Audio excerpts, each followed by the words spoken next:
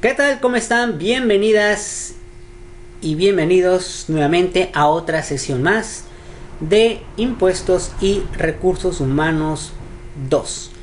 Vamos a empezar por la revisión de los trabajos y posteriormente la información, y para ya terminar pues uno que otro aviso y pues algunas tareas, y pues se acabaría la sesión. Bueno, vamos a comenzar primero con la revisión del índice de la ley del impuesto al valor agregado.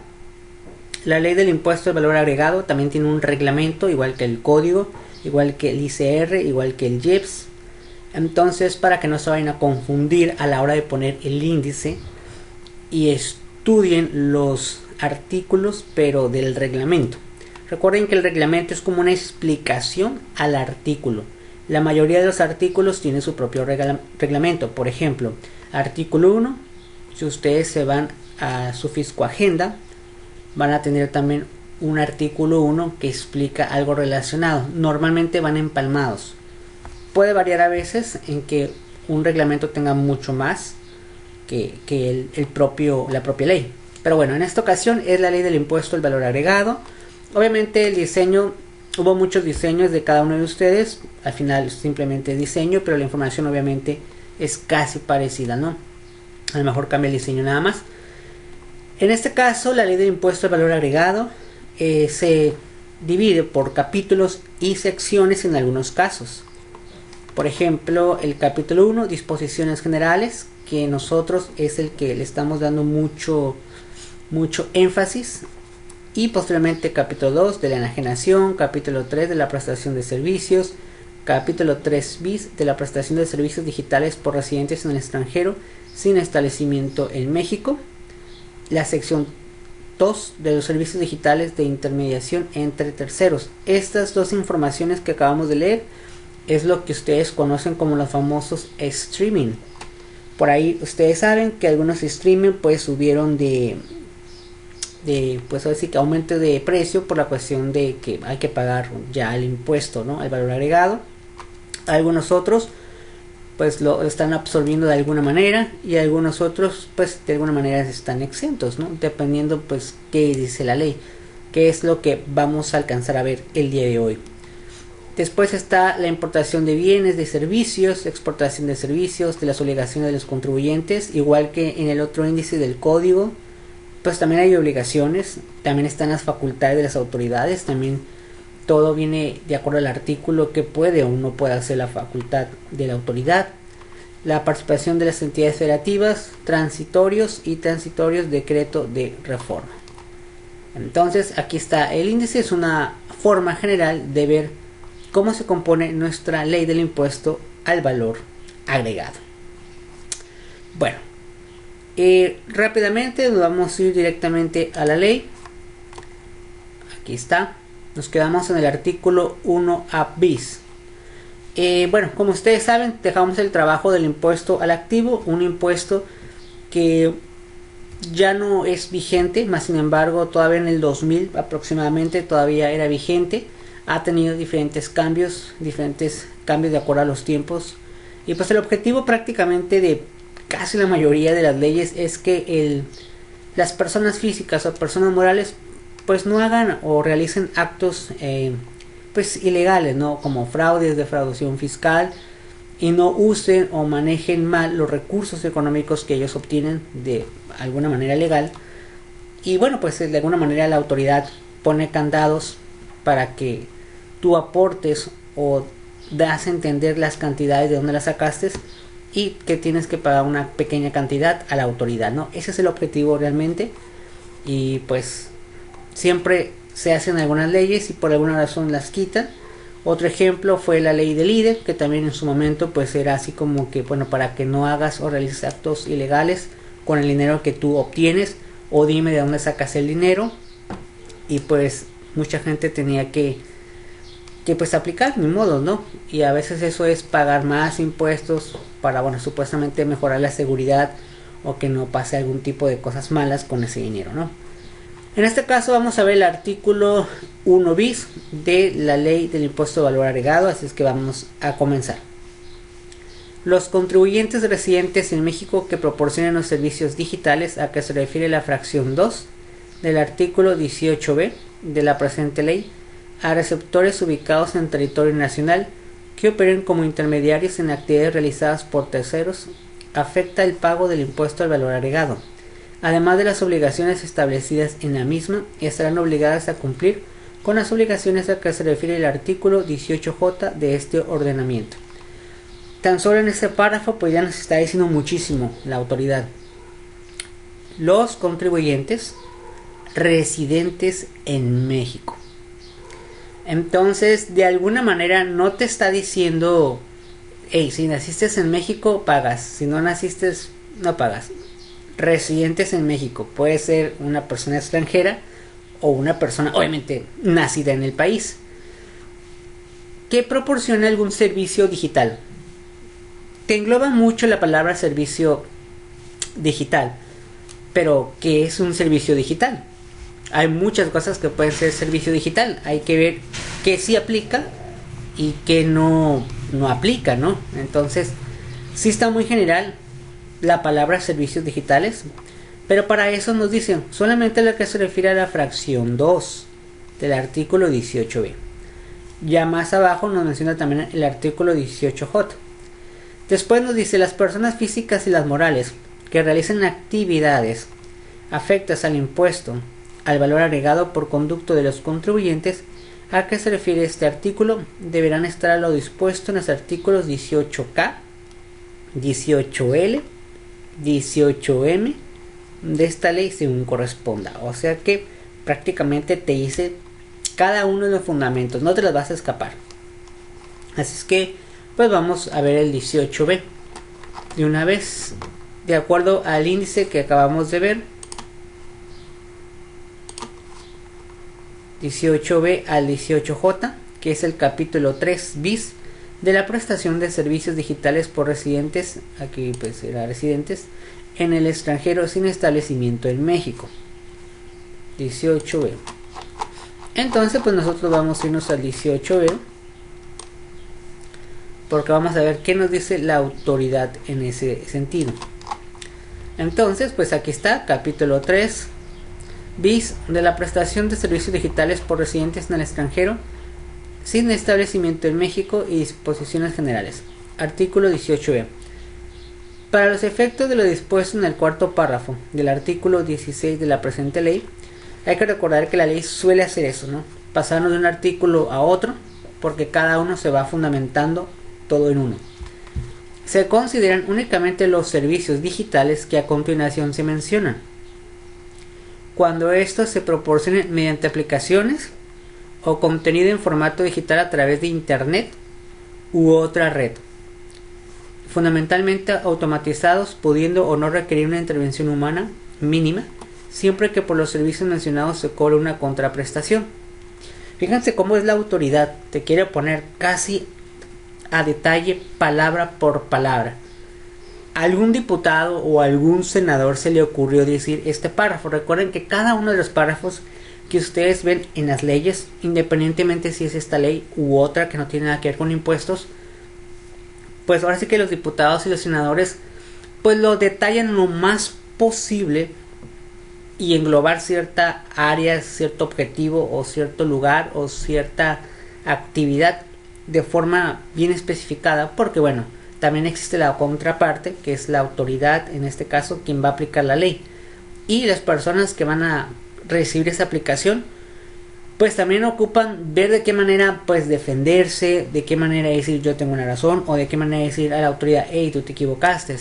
Como en base a cada uno de los párrafos, renglones y textos que te encuentras en una ley.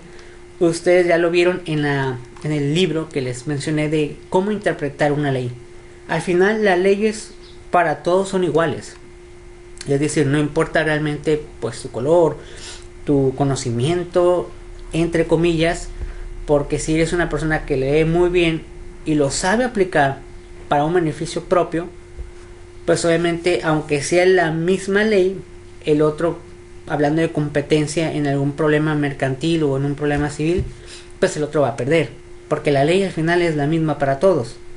Entonces es muy interesante que aquí no lo menciona, ¿no?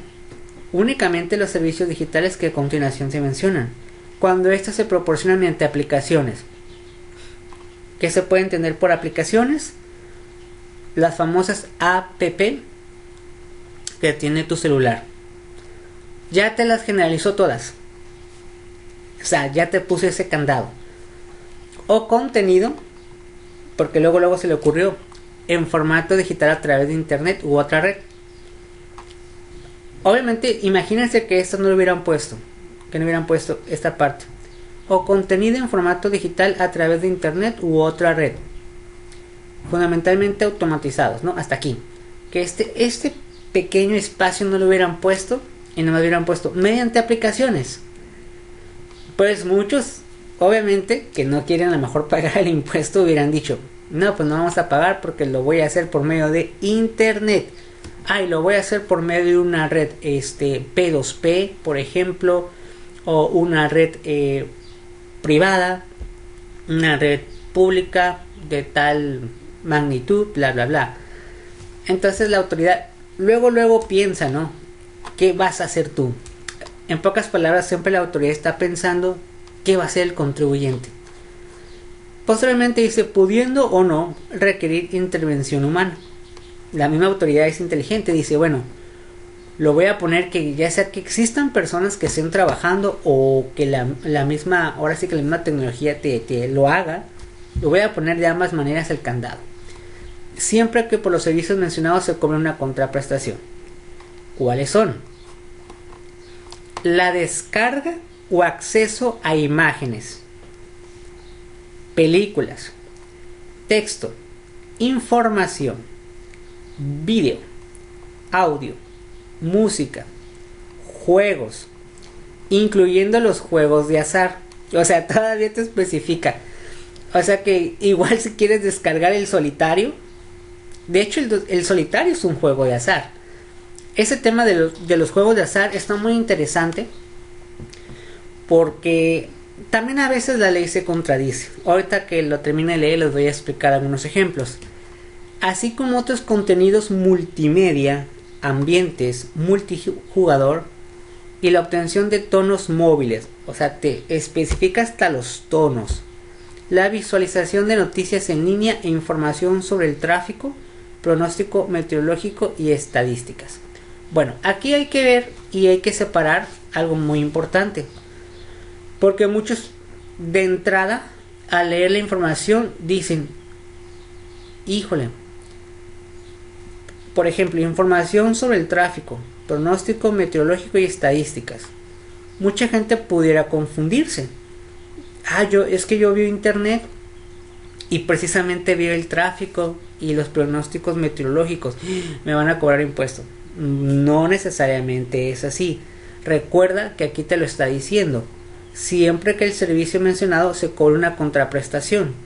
En pocas palabras, si lo das de a gratis, que obviamente es una empresa que se dedica a vender un producto digital, obviamente no te lo va a poder dar gratis. Pero hay cosas que son gratuitas, hay cosas que acceso al público. Vamos a poner un ejemplo de un periódico virtual, por ejemplo el Reforma. El Reforma tiene su periódico físico, que igual tiene sus impuestos relacionados con la venta del periódico físico y todo lo que conlleva hacer su periódico, pero también lo tiene en digital. En digital puede tener dos versiones, una pública, es decir, cualquier persona que se sepa obviamente la dirección puede ver información. Ese tipo de información no cobra en ningún momento IVA, no aplica nada, es decir, es gratuito. Prácticamente la autoridad te dice, si lo haces de manera gratuita, te evitas pagar el impuesto, porque no hay una contraprestación, no es una situación de obligación que tú des un servicio, tú lo pones gratuito. Ahí está gratuito, quien lo quiere agarrar lo agarra, no hay cover, no pasa nada. Pero la autoridad es inteligente y te dice, pero yo veo que tú tienes muchas ganas también, así como que de cobrar unas cosas.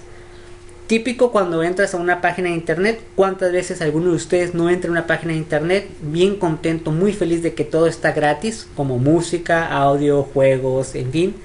Y de repente ya que quieres jugar, te aparece Si quiere usted tener este juego o esta película o esta información, suscríbase por un mes, por un año, en fin. En ese momento la autoridad entra y dice, bueno, ya estás tú recibiendo una contraprestación, pagas IVA. Obviamente siempre y cuando estos términos que vienen aquí, y bueno, pensionar si hay más, los estás tú como dando como producto o como servicio. Si algo de lo que está aquí que ustedes estamos leyendo no viene, pues ya te salvaste, ¿no? Pero bueno, ya sabes que la autoridad va a ser lo más estricto y lo más detallista para que no se te escape nada, ¿no? Por ejemplo, aquí menciona descarga o acceso a imágenes, películas y texto. Vamos a ir por partes porque algunos son muy conocidos. Por ejemplo, los famosos streaming de películas. Ustedes han escuchado que hay aplicaciones, porque sí les existen, aplicaciones que es gratis. Es gratis. Entonces, ¿qué quiere la gente? Pues gratis. Pero ese es tipo de personas que dicen, bueno, yo quiero compartir las cosas gratis. Obviamente carece de recurso económico para a lo mejor para tener su aplicación, su página de una manera más formal, de una manera más ordenada, que las películas se vean perfectamente.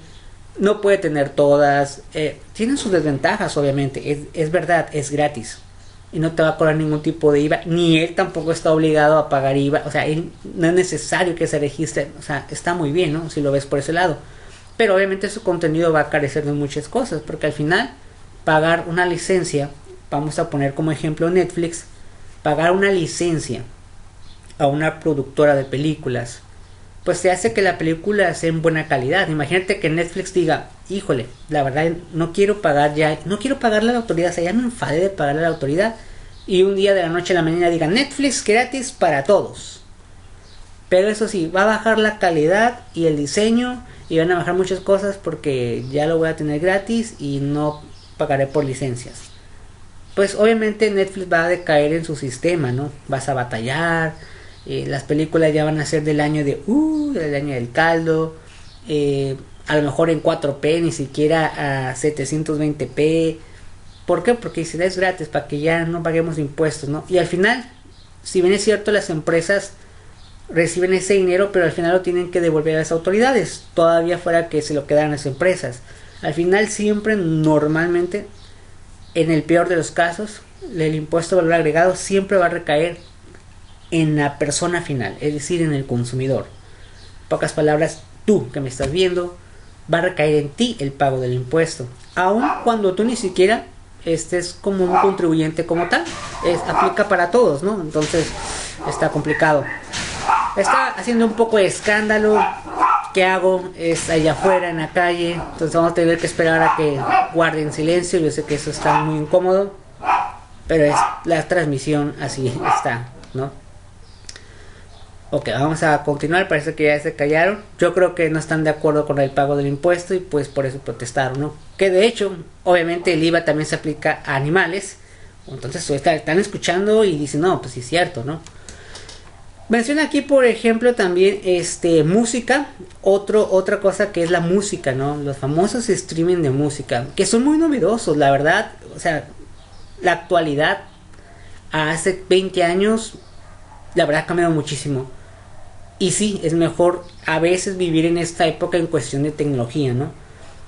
¿Por qué? Porque tienes todo en una nube, en la cual ya no ocupas cargar tus discos o tus CDs. Me imagino que algunas personas cargaban su grabadora acá, ¿no? Su grabadora cargándola, su no sé, su dispositivo en aquellos tiempos, su Discman, por ejemplo, ¿no? Hoy simplemente con tu celular, ya ni siquiera un aparatito pequeño con MP3, no, ya con tu celular pagas el streaming y prácticamente todas las canciones, no solamente de tu país, sino del mundo, están disponibles, ¿no? Y eso es bueno, o sea, es bueno por muchas cosas, pero pues bueno, al final la autoridad dice, a mí no me importa, tú debes de pagar el IVA, ¿no? Bueno o malo, bueno, sería discusión, ¿no? Porque aquí también se vale discutir a la autoridad en qué se basa o en qué se basó el diputado o el senador en decir esto sí, esto no, esto sí, esto no. O sea, en qué se basó. Aquí se presta para muchas cosas, para decirle a la autoridad, hey, ¿Por qué en esto sí o esto no? Entonces aquí te menciona hasta videos, música, juegos, ¿no? Los juegos pues también, esto de juegos aplica más en línea, me refiero, no tanto en físico. Y también se refiere a, normalmente hoy en día ya también los juegos son como en streaming, ya también existe. En el caso de la consola de Xbox, el Game Pass sería un ejemplo. El Game Pass es un ejemplo. Están todos los juegos en línea. Tú pagas una suscripción, vuelvo a lo mismo, pagas una suscripción mensual y te dice Xbox, hay muchos juegos, tú decides cuál juegas, ahí están en línea, están disponibles y juégale. Pero tú pues al final me vas a pagar una cantidad de dinero y bueno, yo también tengo que pagarle a la autoridad su parte, ¿no? Después dice, no se aplicará lo dispuesto en esta fracción a la descarga o acceso a libros, periódicos y revistas electrónicos. Entonces aquí pues especifica ciertos libros. Me imagino que todos los libros, periódicos y revistas electrónicos ha de ser a cuestión de enseñanza, ¿no? Ya con esa finalidad. Quiero pensarlo, ¿no? También no lo explica a detalle. Ahí sería muy bueno ver el reglamento y decir si a lo mejor nos explica más allá. Los de intermediación entre terceros que sean oferentes de bienes o servicios y los demandantes de los mismos. Esta parte de la fracción 2 se refiere mucho. Hay empresas que como que te dicen, si te doy este servicio, más un servicio más. Ejemplo, Easy y Total Play, me parecen que esos dos te dicen, contrata el servicio de paga, ¿no? De la televisión. Obviamente de entrada ya sabes que tienes que pagar IVA, o sea, obviamente a veces ya lo incluye cuando te dicen el precio final, pero lo tienes que pagar de todas formas. Ahora incluye también a veces las aplicaciones de Netflix, Blim dentro de su parrilla de guía de programación. Entonces dice aquí los de intermediación entre terceros. Si bien es cierto, Easy ni siquiera tiene nada que ver con Netflix ni con Blim, pero al momento de que pues son productos que se tienen que pagar un impuesto, tú como intermediario que estás ofreciendo toda una gama de cosas, incluyese también, ¿no? O sea, también te obliga a un tercero a decirle, bueno, aunque no es mío la plataforma, pero como yo de alguna manera en todo un paquete lo englobo, pues también hay que pagar eso, ¿no? O sea que la autoridad piensa en todo. Después no se aplicará lo dispuesto en esta fracción cuando se trate de servicios de intermediación que tenga por objeto la enajenación de bienes de muebles usados. Mínimo, pues ya te dice, hay un diputado y senador dijo, bueno, en bienes usados, pues no, ¿verdad? Bueno, ya nos ayudó, ¿no? Aquellos que se dedican a ese tipo de cosas, pues en bienes usados no. Ya sería el colmo pagar por un bien usado aparte en IVA, ¿no? Pero bueno. Clubs en líneas y páginas de citas. Este diputado, ¿verdad? Pues dijo, los clubs en líneas y en páginas de citas sí deberían de pagar, ¿no? Y la enseñanza a distancia o test o ejercicios. Ok, vamos aquí a desmenuzarlo porque puede sonar un poquito como contradictorio. El de clubs en líneas y páginas de citas lo está generalizando mucho. Hay que leer el reglamento porque igual qué tipo, o sea, todas las personas que quieren tener un servicio así se pueden preguntar, oye, pero ¿qué tipo de clubs en línea? ¿Qué tal si yo tengo un club en línea enfocado a la enseñanza? O yo tengo un club de línea, pues sí, enfocado a motos. Entonces ahí la autoridad, necesitaríamos leer el reglamento para enfocarlo más, porque sí queda un poquito muy ambiguo. Obviamente se entiende aquí en páginas de citas, se entiende más como de ese tipo de páginas, como por ejemplo, no sé, qué se me ocurre que existan.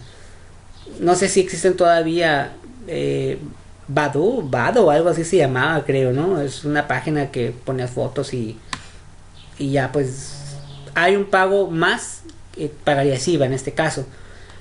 No sé la verdad qué otra página existe de citas, pero es aquellas que ofrecen que vas a conocer a tal persona, te registras, que te gusta, que no te gusta. Entonces si llegas a hacer todo lo como descargas, todo eso, pues también debería de ser. Si la página fuera gratuita, no deberías. La enseñanza a distancia o test de ejercicios. Yo creo que aquí se refiere más bien a una cuestión más privada, siento yo, pero no lo está especificando mucho, entonces sí queda como a discreción a veces del contribuyente, ¿no? Aquí sí la autoridad no lo explica muy bien. Entonces, si empezamos a interpretar la ley, nos las podemos como sacar y evadirlo legalmente, obviamente, ¿no?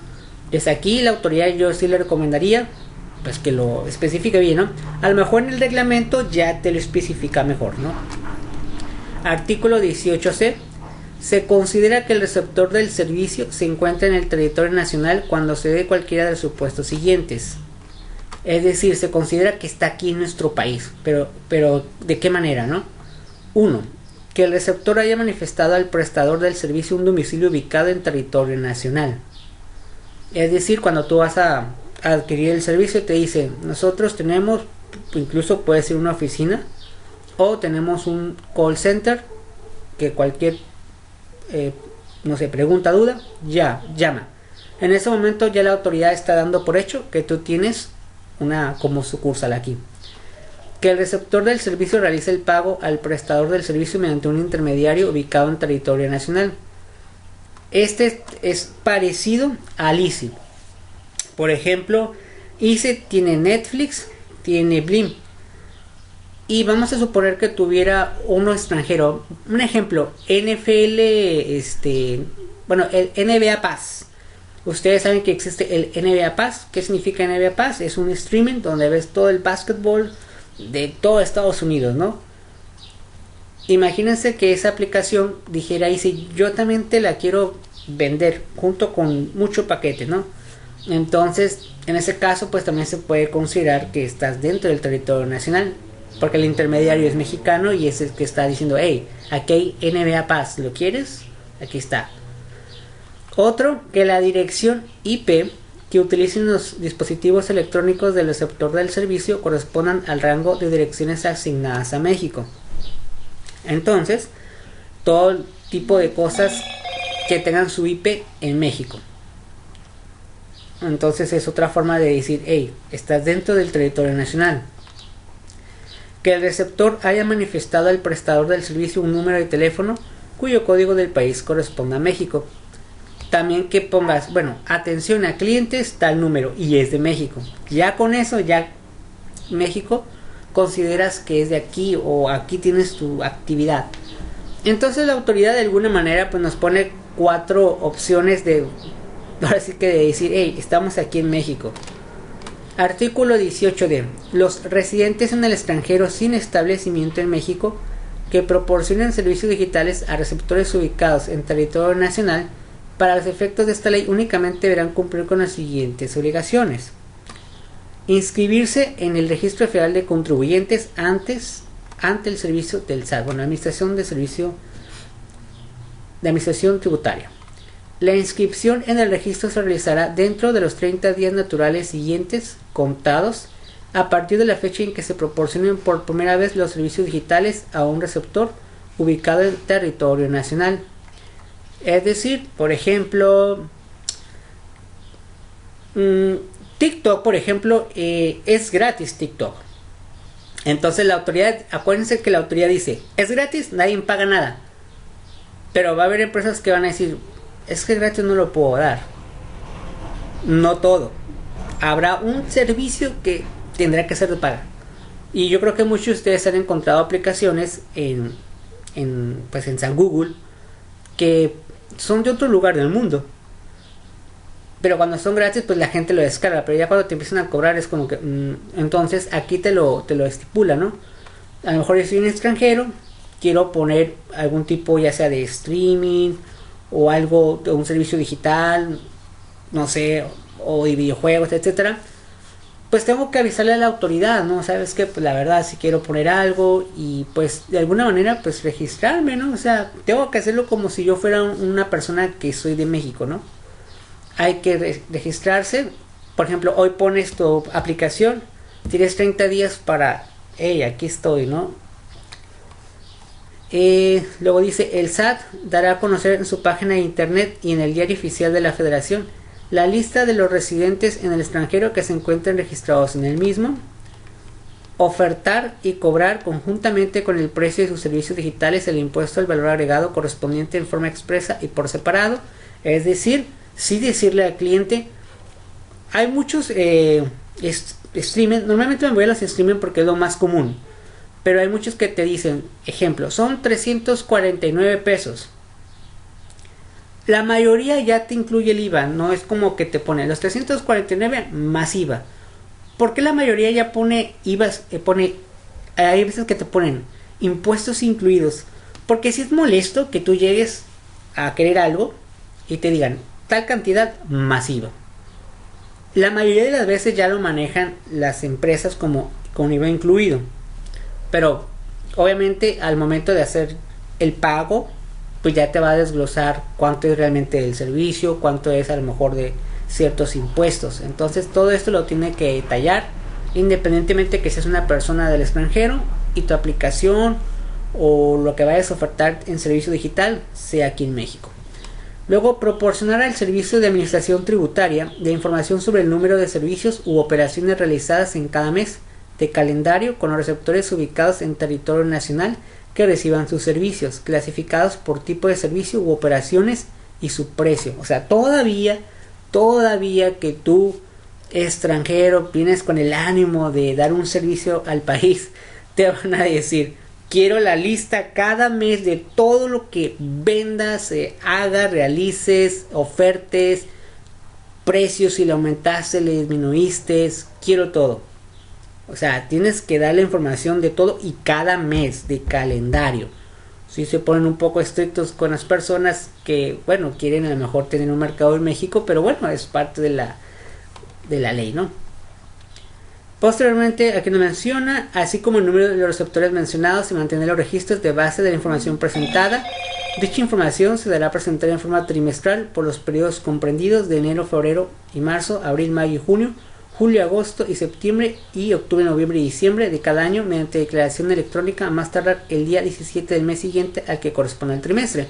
Al final de cuentas es cada mes, pero obviamente te dice, pero está bien, cada trimestre, pero cada mes. O sea, al final la autoridad quiere que cada mes como que se lo separes. Enero, tengo tanta información, febrero, marzo, pero lo tengo que presentar cada trimestre. El día 17. Normalmente los días 17 en muchas cosas es el día especial para la autoridad. Así es que ya falta un poquito para que sea día 17 de junio. Por si tienen algún evento que hacer con ellos, pues ya casi se acerca, ¿no? Y el 4, calcular en cada mes de calendario el impuesto al valor agregado correspondiente aplicando la tasa del 16%. ¡Oh, sorpresa! ¿Dónde escuché que era el 8%?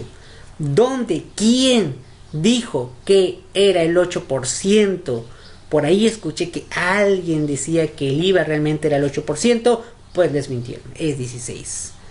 A las contraprestaciones efectivamente cobradas en dicho mes y efectuar su pago mediante declaración electrónica que presentarán a más tardar el día 17 del mes siguiente de que se trate. Así es que no hay forma, tienes que pagar. Al final el consumidor es quien lo paga. Emitir y enviar vía electrónica a los receptores de los servicios digitales en territorio nacional los comprobantes correspondientes al pago de la contraprestación con el impuesto trasladado en forma expresa y por separado cuando lo solicite el receptor de los servicios mismos, que deberán reunir los requisitos que permitan identificar a los prestadores de los servicios y a los receptores de los mismos. Prácticamente es como la factura, o sea, ahí está tu nombre, yo la empresa que te otorgo, qué servicio, esto es de IVA, o si te apliqué otro cargo, todo desglosado, etcétera. Así es que no hay forma de decirle que no. Posteriormente nos menciona designar ante el SAT, cuando se lleve a cabo el registro a que se refiere la fracción 1 de este artículo, un representante legal y proporcionar un domicilio en territorio nacional para efectos de notificación y vigilancia del cumplimiento de las obligaciones fiscales por las actividades a que se refiere el presente capítulo. Este pequeño párrafo está muy interesante porque muchos pueden pensar, yo tengo una aplicación que no es de México, es del extranjero, entonces tienes que pagar IVA de todas formas, ya lo acabamos de decir, pero la empresa que te provee ese servicio forzosamente, mínima si sea una oficina con una persona que ahí nomás va a estar sentada recibiendo llamadas, pero tiene que poner un domicilio fiscal en México. Por ejemplo, NBA Paz es un ejemplo. NBA Paz forzosamente debe de tener alguna oficina, aunque no te oferte la oficina y ni siquiera en la oficina te expliquen cosas de la aplicación de NBA Paz. simplemente es una oficina física para que cualquier cosa llegue a una notificación con ellos, a pesar de que NBA Pass es de Estados Unidos. Entonces la autoridad dice, pues pon una oficina X y pon a alguien ahí nomás pues ahí nomás. El chiste es que yo quiero un domicilio fiscal en México. No importa que no tengas nada en físico. Es más, a lo mejor tus servidores, toda tu gente, todos tus programadores, todos están en Estados Unidos. Y aquí en México solamente hay una oficina que a lo mejor ni siquiera tiene atención al público. Y además tienes una persona ahí nomás ahí turisteando y a lo mejor para algunas llamadas de atención a clientes en México. Con eso es suficiente para que la autoridad diga, ese es tu domicilio y si yo tengo un problema contigo, una notificación, voy a esa oficina. Entonces la autoridad eso es lo que les pide a extranjeros que tienen aplicaciones de cualquier índole que vimos anteriormente, que oferta, ¿no? Y que no es gratis, obviamente. Y luego tramitar su firma electrónica avanzada conforme a lo dispuesto por el artículo 19A del Código Fiscal de la Federación. Que bueno, después, es más, vamos a dejar el artículo 19 del Código Fiscal de la Federación como una tarea, porque ya veo que nos estamos enfocando mucho en impuestos. Entonces sería aquí.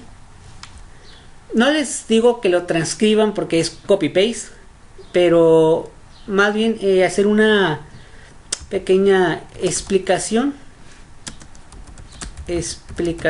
con sus palabras el artículo 19A del Código Fiscal de la Federación.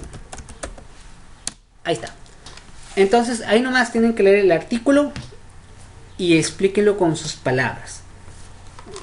Así que es como referencia, ¿no? Ya casi para terminar, dice las obligaciones establecidas en las fracciones 1, 3, 4, 5, 6 y 7 de este artículo deberán cumplirse de conformidad con las reglas de carácter general que para tal efecto emite el SAT. Es decir, si bien ahí está la ley, pero la autoridad es bien inteligente y te dice, si yo le cambio más adelante a estas fracciones o saco una miscelánea que aplique esas fracciones, lo tienes que aplicar. O sea que no hay forma de que digas, no, es que eso apenas lo publicaste y pues no se puede. La autoridad te dice no. Así es que, ni modos. Y vamos a ver si vamos a terminar esos ya, porque ya casi nos estamos llevando todo el tiempo en esta materia. El artículo 18E, el cumplimiento de las obligaciones a que se refiere este artículo 18D de esta ley no dará lugar a que se considere que el residente en el extranjero constituye un establecimiento permanente en México. ¿Ok? Artículo 18F, los receptores de los servicios a que se refiere el presente capítulo podrán acreditar el impuesto que les sea trasladado en forma expresa y por separado, siempre que cumplan con los requisitos para tal efecto se establecen en esta ley, con excepción de los aplicables a los comprobantes fiscales digitales por Internet. En sustitución de estos, los comprobantes deberán reunir al menos los requisitos que establezca conforme al artículo 18 de fracción 5 de esta ley. Esto puede tener un poquito así como de diferencia a lo mejor, pero hoy en día ya te pueden dar una factura electrónica, así es que yo creo que ahí la autoridad, pensando que alguno de las personas que oferta algún servicio digital no supiera o no o va a poner el pretexto, no, es que esto no es como en físico, te dice mínimo debe de cumplir tu documento, las cosas esenciales, ¿no? El domicilio fiscal, nombre a quien le estás ofertando el servicio, tu nombre, tú quien la oferta, y desglose de los IVAs y qué servicio estás otorgando. Si no me quieres poner todo lo que dice el artículo sobre qué es una factura, así que debe tener, mínimo, ponme lo mínimo. Pero bueno, yo creo que ya la mayoría lo hace correcto.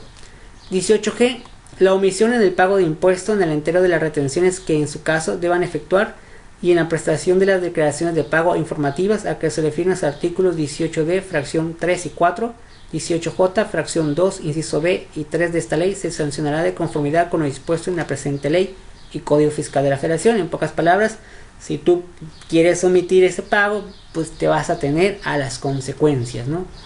Artículo 18H, cuando los servicios digitales a que se refiere el artículo 18B de esta ley ofrezcan de manera conjunta con otros servicios digitales no contemplados en dicho artículo, el impuesto al valor agregado se calculará aplicando la tasa del 16 únicamente. a los servicios previstos en el artículo citado, siempre que en el comprobante respectivo se haga la separación de dichos servicios y que las contraprestaciones correspondientes a cada servicio correspondan a los precios que se hubieran cobrado de no haberse proporcionado los servicios en forma conjunta. Cuando no se haga la separación mencionada, la contraprestación cobrada se entenderá que corresponde un 70% al monto de los servicios que se refiere al artículo 18b citado. La autoridad piensa muchas cosas. Esto es, no creo que exista un descuido, la verdad. Yo creo que ya las empresas, cuando te dicen vas a pagar impuestos, pues ya queriendo o no, ya sabes que lo tienes que hacer. Pero suponiendo que te quieres hacer todavía un poquito así como que no, yo no sabía, la autoridad en automático dice, cuando no se haga la separación mencionada, la contraprestación cobrada se entenderá que corresponde un 70% al monto de los servicios. Entonces una autoridad hará como el trabajo y estipulará que de todo el servicio total, el 70% será la contraprestación cobrada, ¿no? O sea que la misma autoridad pues, lo va a hacer a su modo. Entonces no creo que suceda en la vida real. La mayoría ya cuando sabe que tiene que hacerlo lo va a hacer. No se va a tener a una multa, una sanción o un recargo. Artículo 18 y cuando los residentes en el extranjero sin establecimiento en México no se encuentren en la lista en la que se refiere el artículo 18d, fracción 1 de esta ley, los receptores de los servicios ubicados en territorio nacional consideran dichos servicios como importación en los términos del artículo 24, fracciones 2, 3 y 5 de esta ley. Según corresponde en caso, deberán pagar el impuesto en los términos previstos de este ordenamiento. Puede pasar que por alguna razón alguna empresa que oferta un servicio digital, recuerden que tienen que registrarse ante la autoridad y decir, pues voy a aplicar un servicio digital, tengo 30 días para darme de alta, con que tengo una oficina y tengo un mono ahí sentado, nada más recibiendo llamadas, o simplemente una oficina que no tenga incluso nada de personal ni nada, y yo esté mis cosas en otro país, ya estoy obligado y ya tengo todo muy bien, todo a gusto. Pero si por alguna razón no lo sé, lo descuido, se me fue la opción, o la autoridad a lo mejor no se dio cuenta a tiempo, si por alguna razón no te registraste, la autoridad de todas formas te va a buscar y se va a basar en este fundamento y te va a considerar como una importación y te va a aplicar otras leyes aparte del impuesto al IVA, porque a veces es una importación. Entonces de una u otra manera no te vas a salvar. O sea, es que hay que tener mucho cuidado, ¿no? Me estoy llevando muchísimo con esta materia de impuestos. Lo vamos a tener que dejar hasta el artículo 18i. Realmente el IVA es bastante extenso. Y eso que vimos nomás el apartado de servicios digitales. Todavía ni siquiera hemos llevado el artículo 2. Entonces hasta aquí lo vamos a dejar porque tenemos que con recursos humanos. De tarea nada más va a ser una explicación con sus palabras del artículo 19A del Código Fiscal de la Federación. Que bueno, ya lo tienen en su Fiscoagenda. Felicito a aquellos que ya tienen su Fiscoagenda. Es opcional obviamente, pero busquen la información preferentemente de la Fiscoagenda. Agárrenlo de la Fiscoagenda. Recuerden que esa es su Biblia. Es la que ustedes todas las mañanas siempre deben de leer al menos un artículo. Lean un artículo, un renglón. Palabra que no sepan, se van al diccionario o a un diccionario fiscal. De hecho existen diccionarios fiscales y lo leen, ¿no? Y en las noches antes de dormirse un párrafo que leen es suficiente. Recuerden que esa es su Biblia a partir de este cuatrimestre y el que viene, ¿no? Ahora sí me voy a ir a recursos humanos porque bueno, si no el tiempo nos va a comer. En recursos humanos hay una tarea muy interesante que les proporcioné referente a los usos horarios de trabajo. Hace muchos años creo que el trabajo normal era de lunes a viernes o de lunes a sábado. Un horario de 7 a 5, un 7 a 6, un 8 a 6. Ese era como lo común. Hoy en día han cambiado muchas cosas y existen una infinidad de horarios, una infinidad de tipos de contratos. Porque bueno, también avanza la tecnología, avanza la gente, la sociedad, la forma de pensar, etc. Entonces vamos a ver esta información del desarrollo del tema. En este caso, uno de ustedes pues se puso a investigar y vamos a ver qué fue lo que encontró. El tradicional presentismo laboral consiste en permanecer en el puesto de trabajo las horas que haga falta para dar la impresión de que se está implicando con la empresa, aunque se rinda a medio gas, en un hábito que no acaba de desaparecer. Esto es real, no digo que en todos los países, pero en México es uno de los países que se da, ¿no? Acá todavía se piensa en que entre más horas tengas, más estás trabajando, aunque a veces no es así, porque muchas veces se pierde en el trabajo mucho tiempo en otras cosas que no son del trabajo. Entonces a veces se quedan tiempo extra, no es que me quede tiempo extra, pero si vamos a ver todo su día, realmente no trabajó mucho, pero aún así no deja de ser fastidioso tener que quedar todo un día completo casi en tu trabajo, ¿no? Después dice, hay quien deja la chaqueta en la silla para simular que está en la oficina. Muchos empleados y muchos jefes creen que el que pasa más tiempo en la empresa está más comprometido. Muy cierto. Pero si estás muchas horas te cansas más, eres menos creativo, te quemas y pierdes salud. Pues sí, tiene razón, porque al final de cuentas ponle que todo el día estás en el trabajo. A lo mejor trabajaste 3 horas, pero el hecho de estar todo el día en un lugar que tienes responsabilidad, pues yo creo que sí es cansado, porque tú aparte como persona tienes otras cosas que hacer en tu casa tal vez. Y esto añádele que a lo mejor eres una mamá luchona o un papá luchón, entonces ya son otras cosas, ¿no? Pero si estás muchas horas te cansas más, eres menos creativo, te quemas y pierdes salud, trabajas más tiempo pero rindes menos, aunque hay presentistas por convicción y presentistas por obligación cuyos jefes tuercen el gesto si los empleados salen de la empresa a su juicio demasiado pronto. El problema del presentismo es que te concentras menos porque sabes que tienes que aguantar muchas horas. Efectivamente, el trabajo se dilata en función del tiempo del que dispongas para llevar a cabo. Si tienes 50 minutos para realizar una tarea, dedicas 50 minutos. Si tienes 20 minutos, acabas en 20. Incluso el presidente de la Cámara de Comercio ha criticado los horarios laborales mexicanos por ser demasiado prolongados e improductivos. Esta parte es muy cierto, ya lo habíamos hablado en recursos humanos precisamente en materias pasadas, de que hay otros países donde el horario es igual, a lo mejor 8 horas, igual que en México, pero esas 8 horas son 8 horas de trabajo correctamente.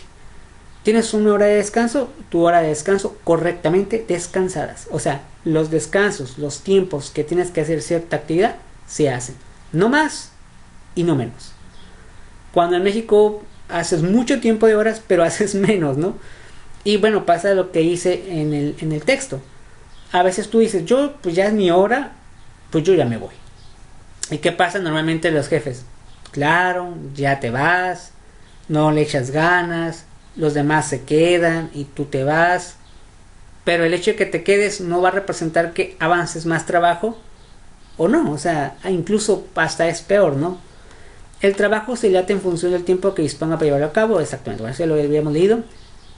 ¿Cómo habría que modificar los horarios para rendir más en el trabajo? No todo el mundo puede realizar el mismo tipo de jornada, ya que hay personas que deben hacer turnos o trabajar de noche, como médicos, taxistas o empleados de muchas fábricas, pero la gran mayoría de los trabajadores podría empezar entre las 7:30 y las 9 de la mañana y acabar entre las 4:30 y las 6, y con 45 minutos para una comida ligera, que es más que suficiente. Así se rinde mejor por la tarde.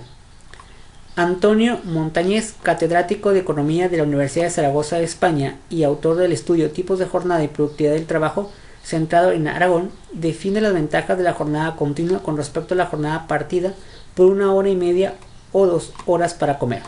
Otro de los factores que ayudarán a rendir mejor es la flexibilidad para organizar el propio horario. En muchas empresas no es necesario que todos los empleados lleguen y se vayan a la misma hora. Basta con que coincidan una cantidad mínima de horas. Si el trabajador sabe que puede elegir su horario, se organiza mejor las tareas y rinde más. Quizás uno le gustaría ir al gimnasio por la mañana y entrar más tarde a trabajar y así rinde mejor, y otros prefieren entrar lo antes posible para salir pronto y disponer de la tarde libre. Este concepto que manejan en este texto suena muy interesante. No lo existe en México. La mayoría en México es, tú tienes un horario y punto. De 7 a 6, por ejemplo, de 7 a 5, de 8 a 6, de 9 a 6, de 9 a 5, de 9 a 7, de lunes a viernes o de lunes a sábado, que es normalmente, normalmente la mayoría de las veces el domingo es más de descanso. Obviamente hay ciertas actividades, por ejemplo los supermercados, donde la verdad no hay forma de que el empleado descanse un domingo. O sea, hay que ser honesto, no hay forma de que descanses un domingo o un sábado. ¿Por qué? Porque es donde va a haber más gente. Pero durante el día, pues cómo será tu horario, ¿no? Entonces, sería tal vez bueno que en algún momento dado, en algunas empresas, se pueda dar ese caso de que digas tú, bueno, ¿qué horario te gustaría a ti trabajar, no? Yo creo que de una 9 a 5, por ejemplo. o desde las 7 a 4, por ejemplo. Entonces sería muy bueno hacer una investigación y ver de qué manera se puede hacer eso, para que las personas también tengan otras cosas que hacer. Luego dice, pero para que la flexibilidad horaria se traduzca en un mejor rendimiento, habría que potenciar el trabajo por objetivos y desterrar el mal hábito de hacer más horas que un reloj. Trabajando por objetivos te concentrarás en lo que tienes que hacer y no estar en 10 horas. Volvemos a lo mismo. En la mayoría de las veces son muchas horas, pero no haces tanto. Tal vez porque no se trabaja por objetivos. Podría ser esa opción.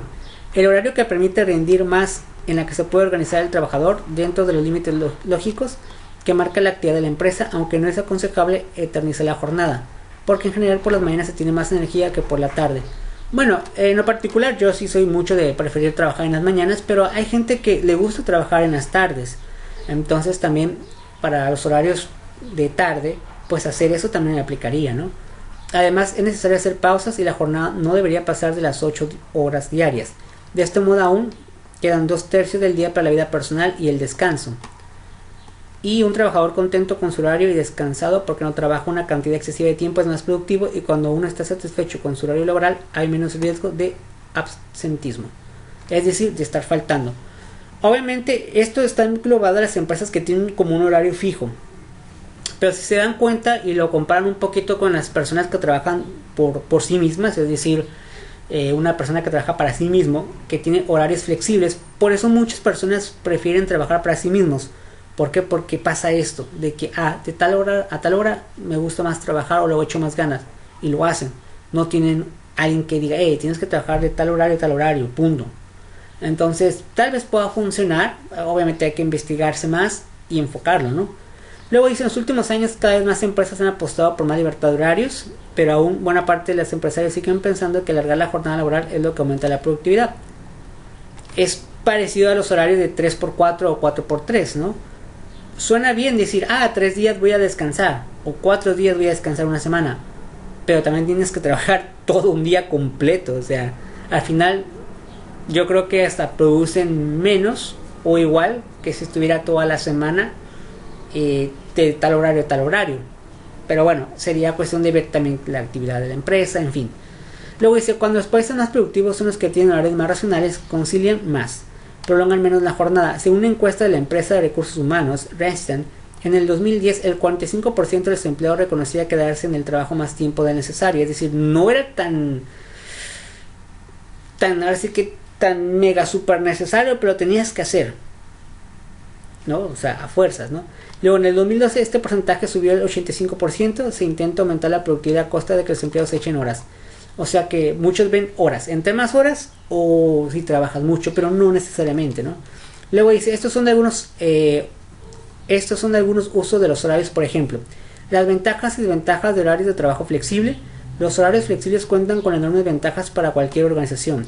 Descripción de los horarios flexibles. El concepto de horario flexible no se refiere al hecho de trabajar menos horas, sino a una distribución óptima del tiempo. Lograr una mejor gestión del tiempo es un factor crucial para nuestro rendimiento. Los horarios flexibles tienen por objetivo que el empleado goce una mayor libertad a la hora de fijar su horario de entrada y salida a la oficina. Es el propio empleado quien, en base a su experiencia, se impone a sí mismo mayor flexibilidad para realizar su tarea, dejando el presencialismo a un lado. Esto de descripción de horarios flexibles se presta un poquito a los empleados de confianza. Un poquito, es más o menos los empleados de confianza hacen eso. Posiblemente alguno de ustedes ha trabajado en alguna empresa y ha visto que hay personas que no checan. No es como los demás de que tienes que poner tu credencial o el ojo o el dedo, sino ellos llegan y a veces tú ves que llega a las 9, 10 de la mañana y dices tú, qué privilegios goza, ¿no? Y sale, y a veces más temprano que tú dices, luego todavía que llega tarde, sale temprano. Lo que pasa es que esos son de confianza y posiblemente haga esto. Soy de confianza, la empresa sabe que al final es mi responsabilidad ir o no ir. A veces la empresa ni se da cuenta si fue o no fue esa persona de confianza. Si va o no va, incluso ni le descuenta o ni le pagas más, es tal cantidad, punto, pero es de confianza. Entonces ese tipo de personas de confianza casi, no digo que todos, hacen esto. Lo hacen así porque saben que es un horario flexible y es en base a su experiencia y conocimiento de que no ocupo yo levantarme temprano e ir temprano a esa empresa. Yo con que inicie a las 10 es suficiente. hago las actividades y yo a las 3 de la tarde ya me tengo que ir. Porque sabe, o sea, ya sabe qué hacer. Pero bueno, obviamente no todos los puestos a lo mejor se pudieran hacer así o manejar así, ¿no? Pero ese sería un ejemplo, uno de confianza.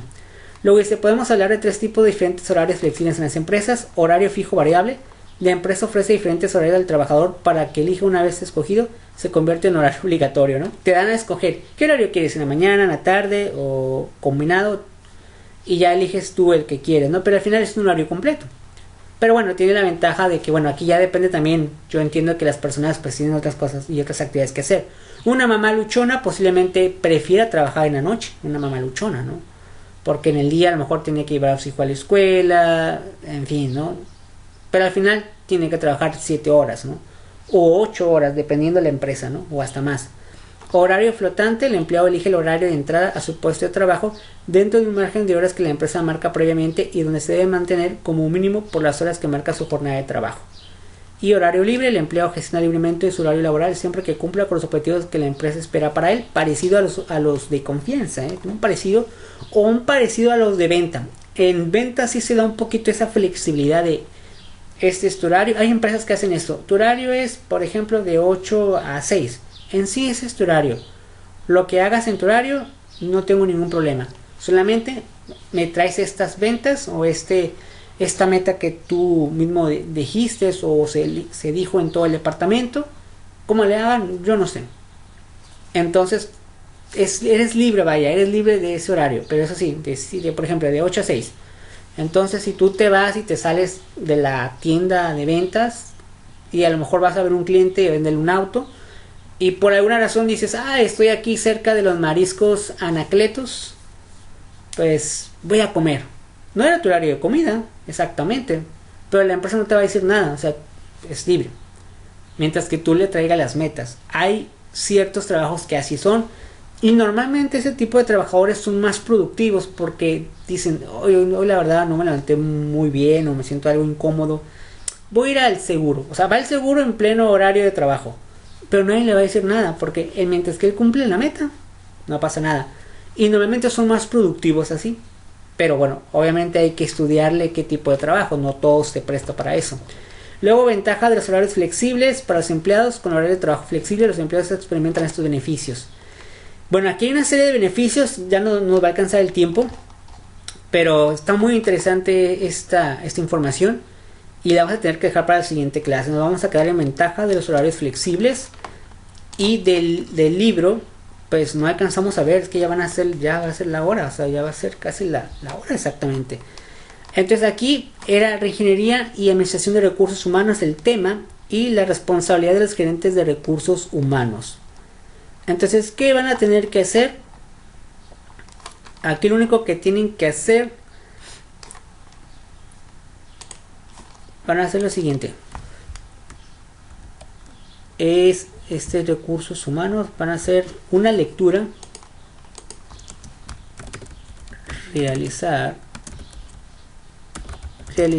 una lectura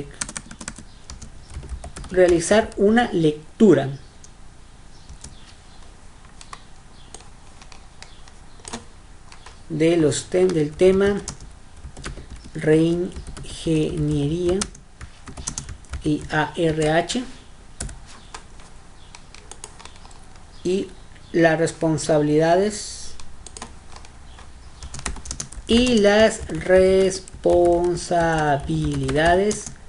del gerente de recursos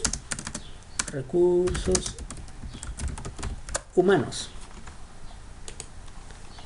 El 1, el 2, el 3 y el 4 nada más. El 1, 2, 3 y 4. Y esto explicarlo.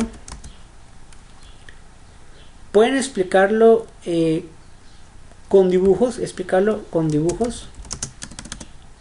Obviamente pueden sacar imágenes de la página web. O si quieren ustedes dibujarlo, los pueden hacer. Ok, esto ya no alcanzamos. El tiempo se nos fue mucho con impuestos. Entonces, en resumen, ya para terminar.